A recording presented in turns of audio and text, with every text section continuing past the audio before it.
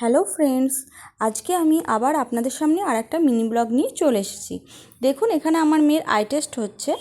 আসলে আমার হাজব্যান্ডের জন্য আমরা চশমা কিনতে গেছিলাম। আমার হাজব্যান্ডের দুদিন আগে আমি চোখটা টেস্ট করানো হয়েছিল, তো ওখানে আপনার ওর আগে থেকেই পাওয়ার ছিল, তো আবার পাওয়ারের একটু কিছু এদিক ওদিক হওয়ার জন্য মানে মাইনাসটা এসছে আবার।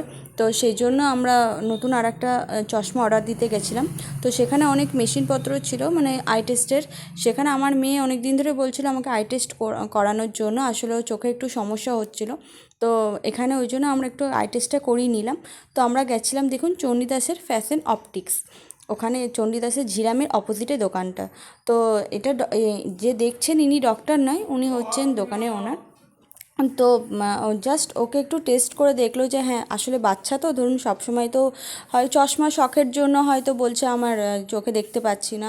তো সেই জন্য বললো যে ঠিক আছে আমি হালকা করে একটু টেস্ট করে দিচ্ছি, কিন্তু সত্যি ও বললো যেটা দেখে যে ওর চোখে পাওয়ার এসছে। তো ইমিডিয়েট ওকে বললে একটু ভালো দেখাতে বললো।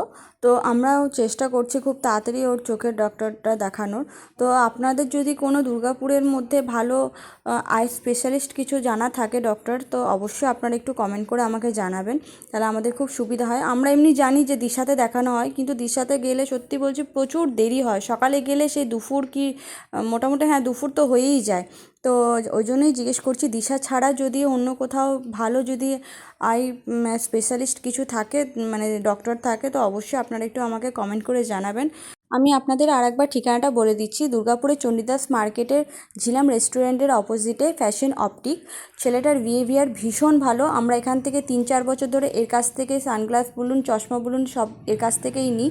আপনারা অবশ্য ভিজিট করতে পারেন, খুব কম দামে ভালো জিনিস দেয়। এখানে আমি অল্প করে আপনাদের সাথে দোকানটার ভিডিও শেয়ার করলাম।